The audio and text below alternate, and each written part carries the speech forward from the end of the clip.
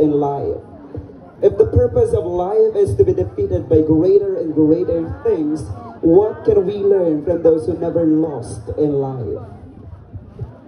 Thank you for that wonderful questions. I believe that being a gay is not a big mistake to us, but it's hard.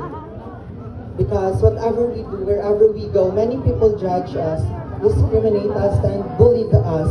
But we're still here, standing in front of you, to show who we are and to give inspiration to others. So, and I would like to say that I demand for equal opportunity because LGBT right is a human right. That would all. Thank you so much. Okay, thank you so much. Making me pretty this night. And of course, to those people who supported me throughout this event, successful event. Thank you so much. You may now pick your question.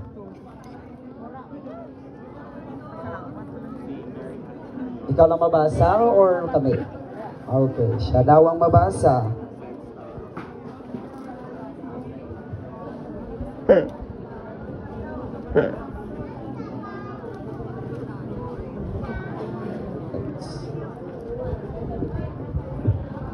So the question, if there are a lot of things for you to be grateful, what things are you not grateful for? Again, if there are a lot of things for you to be grateful within, what things are you not grateful for? Thank you so much for that question. Actually, it's quite a tough question for me. But ladies and gentlemen, as a member of the LGBTQ community, I should be grateful for a lot of things. And well, I am grateful. I can say that I would be very hypocrite if I'd say that I don't have any grateful for, because I myself, I know that I am grateful for everything, for my life, for my intelligence, for my beauty in every aspect of it. I would like to say that I do contradict that question because I am grateful for what I have, what I am, and who I am. Thank you so much. Thank you so much, candidate number 2. Now, candidate number 3, sino yung mo gusto pasalamatan? I would like to thank first, especially my makeup artist right now, especially my best friend to Christine Clara and sa magulang, for making me beautiful and providing all my clothes, my costumes tonight. Thank you. Okay, now let's proceed and you may now pick your question.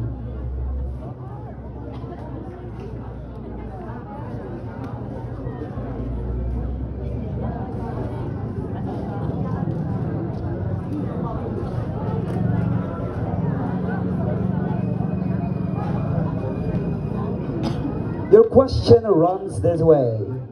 If given the chance to either go back 5 years from now, your life, or after 5 years now, what would you choose and why? Again, if given the chance to either go back 5 years from your life, or after 5 years now, what would you choose and why?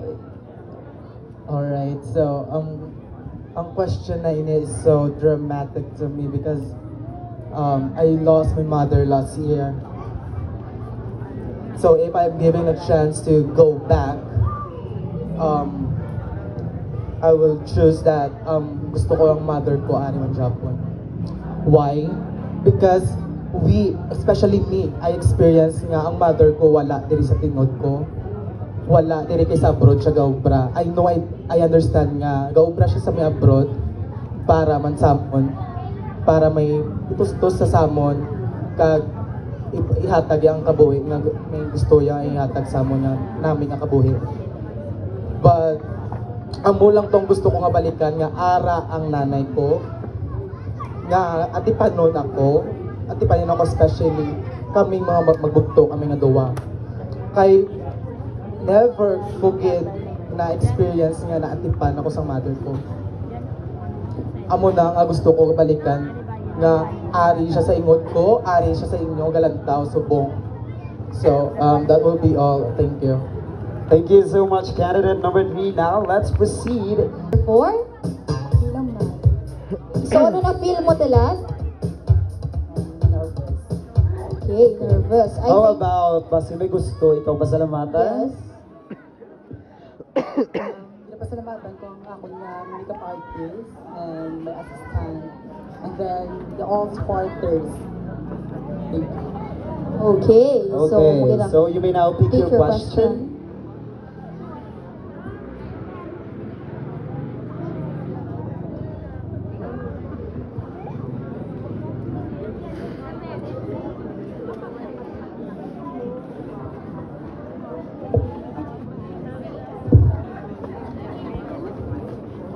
Okay, so candidate number 4, your question is, if your shortcuts are something we can easily obtain, what shortcut would you want to take?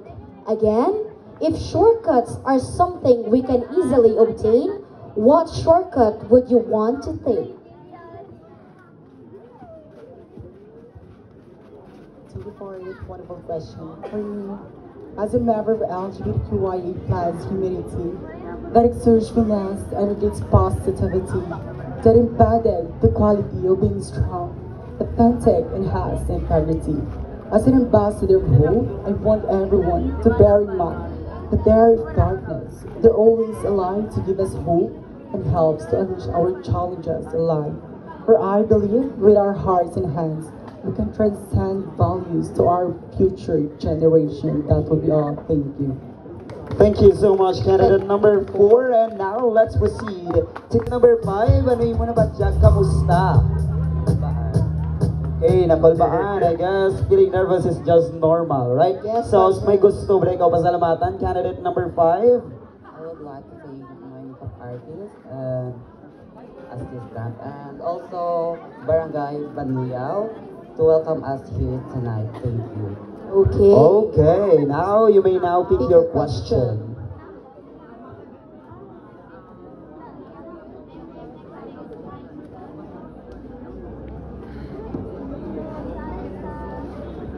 Should you be the one nga ma-read or would you allow us to read it for you?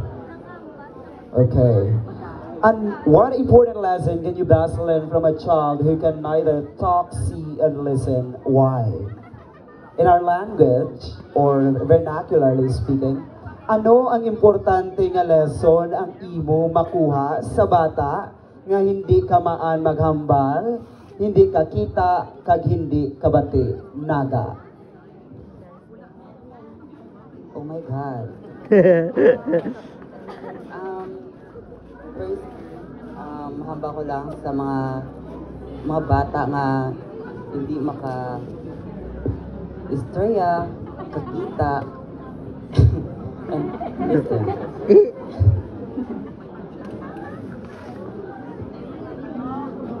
Isa lang mahamba ko kanino. Go lang, go lang.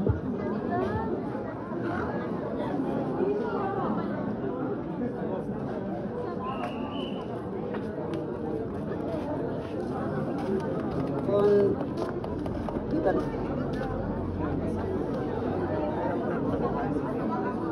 hambal, maipakita ko man gihapon kana ang akin nga pagpalangga kana.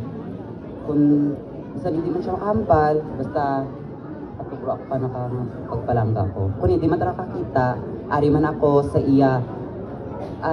iya gilid or likod or atubang parang mag-guide man sa iya. Kung hindi man siya makahambal, ari man ako sa gilid para mag-guide ka na. Alright, thank you.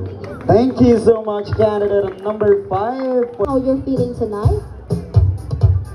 Oh, ay nagutom. Nagutom! So, how about sinong yung mga gusto pasalamatan? Candidate number 6. Okay, so there are a lot of people that I want to thank. First of all, I want to thank the Villoga family for welcoming me for over 9 to 10 years now. Next, my makeup artist and my hairdresser that provided my clothes, Dada Summer, Mama Adi, and JJ. I want to Should you allow me to one to pick na lang your question? Okay. Okay. Hindi ko na lang butang sa 5 and choose na lang. Okay. So kami mabasa or ikaw? Okay.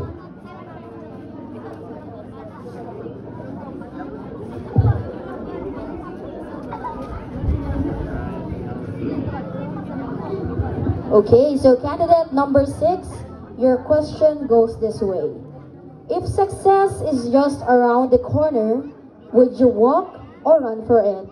Again, if success is just around the corner, would you run or walk for it?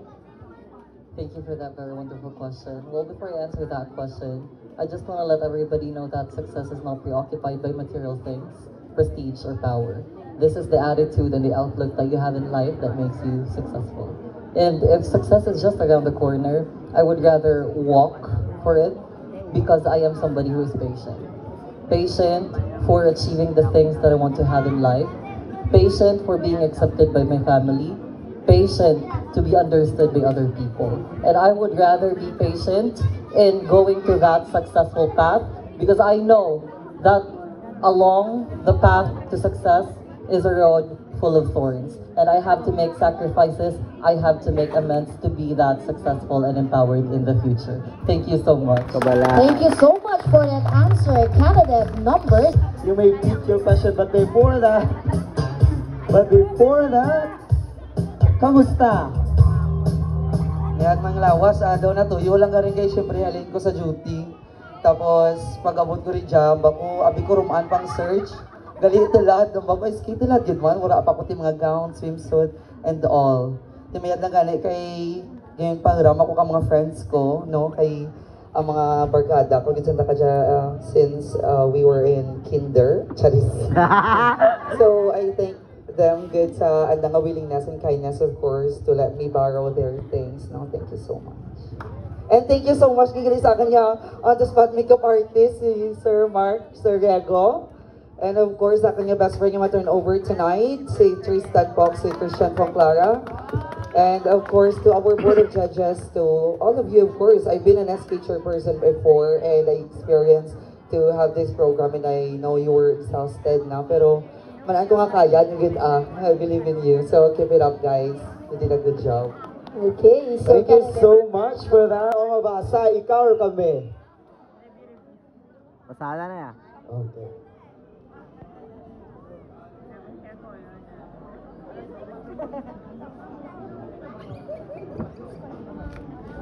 Ang unang raffle, numero 2. Alright, so ladies and gentlemen, let me read my question. If you were to draw your life in a piece of paper, would you rather use an ink pen or a pencil? Ladies and gentlemen, again, my question is, if you were to draw your life in a piece of paper, would you rather use an ink pen or a pencil? And why? Wala, and why? Alright, so good evening, ladies and gentlemen. As a teacher, a future teacher, I'm not yet a licensed teacher, I always use the pencil. And I consider and relate that one in my life. As a member of LGBTQIA+ community and a well-known famous Haggard host, multi-talented member of LGBTQIA, and of course a breadwinner of the family, I know to myself that I commit mistakes. They encounter a lot of failures. But ladies and gentlemen, I rather to draw using a pencil to draw a story because I know to myself that I can correct that. In an earlier time, I can correct those mistakes that I made. It's not yet the end.